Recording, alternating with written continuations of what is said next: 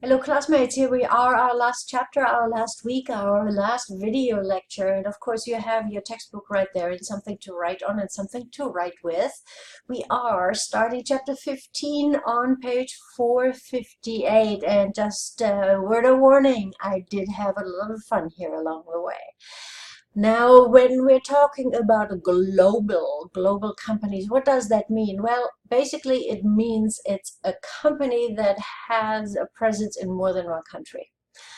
And why would any company do that? Well, there are lots of resources in other countries that are possibly untapped.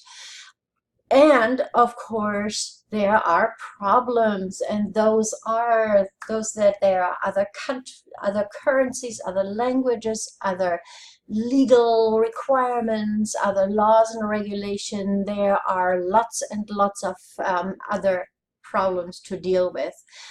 Global expansion is expensive. Getting together and working with some other entity there. Okay, that's, of course, as you know, working with others is always something that is more involved and takes longer, etc. Finally, the direct investment part. For example, the BMW factory in Spartanburg, I think it's North Carolina. So they actually built from scratch a huge building there and the assembly line and everything. That means that BMW committed a lot of resources to do that. Next up, what are the steps of the marketing decisions there? As you can see, and it's in our book, here we go. It is a marathon, not a sprint to do this. And here's the fun part. These are slightly adjusted ads for a Drakkar. Interesting, isn't it? And as always, you are invited to stop the video and look at the images more. Now, trade barriers, and those have been in the news very much lately, right? That means if we have a trade barrier, that is usually something financial. And that means that if we want to sell something in another country, that country says, well, you can do that, but you're going to pay us some money. So they are called tariffs and or duties. That's just the word for it. Another one that is not so much financial is that there could be quotas. For example, quota on steel, only so many million tons of steel does the US accept coming from China. Global companies not always welcome in the host economy.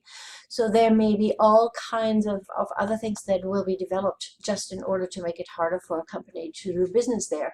And of course, currently our federal government is doing that with other countries who they want to export here. Check out these.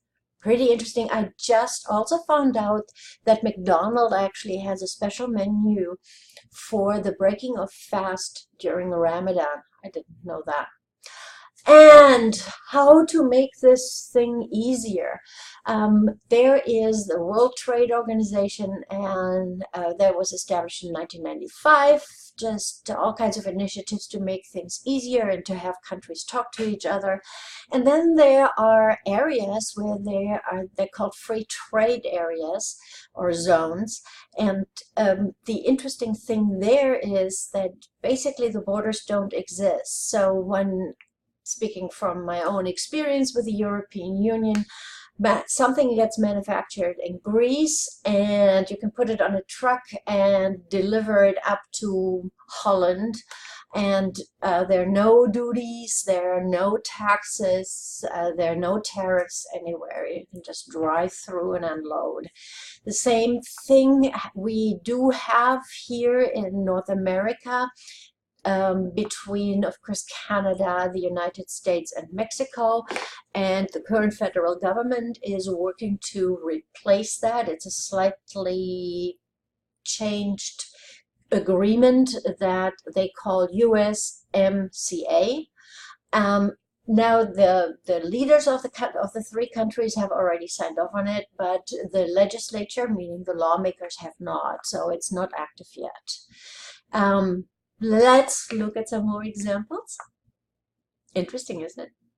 And what makes a country specifically attractive? Well, of course, having the infrastructure, either the for example, transportation, but also what are there enough people for us to work there? What about the income? Can we actually sell our product in there? Do people have enough money, or do we adjust the price low enough or high enough so that it makes financial sense to us, considering our target market there in that other country? And of course, then there's always the attitude. Remember the French fries suddenly being called freedom fries? That silly attitude stuff. What about cash transactions? And there's, of course, bartering. And I also would like to bring up bribes, because any U.S. company, no matter where the company does business, is not allowed to either provide bribes or accept bribes. And these are from our textbook, IKEA, or IKEA, as I call it, and the Kentucky Fried Chicken. Yes, yes, yes. Now, this really speaks to this iceberg phenomenon. I really love this image. These are the things that we see when we are engaged in a culture different from ours. However, there are lots more unseen and even deep cultural things. So the visible culture could be the way the houses are built, the way the traffic is flowing, and what people are wearing. But then unseen cultures are thought processes, traditions, and then there's the deep culture, which can involve language development and all kinds of other things. So business communication, our Business 250, really gets into that, one of my favorite classes to teach. Now, what makes a company decide on a market? Well, I say that it's a process, but what it really comes down to is, what is the potential there? Is this a good fit? And it goes from the big thing to look at to the detail, which also includes a culture fit. And last, here we go. These are the two varieties of how companies can offer their products in the global market. Standardized, meaning same product, same marketing message, no matter where we're expanding to or exporting to.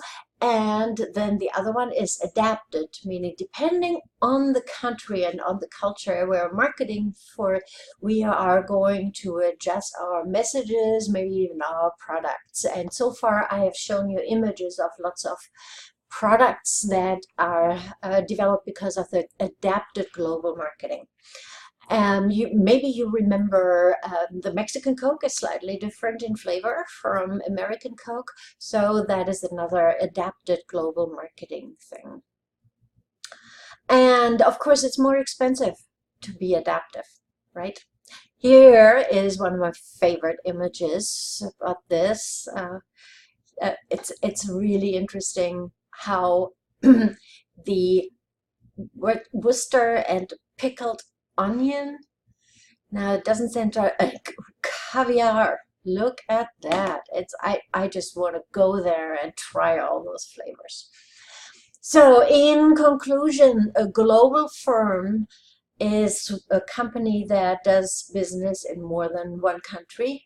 In addition to the US, outside of the US would be the way we look at it. And the process of getting there is, you have to have an export department that deals with all the logistics and the legals. Of course, you have that international division, something over there in the other country, and maybe even working with other companies there. And with that, ladies and gentlemen, classmates, Go work hard. And next up is, of course, this video lecture quiz.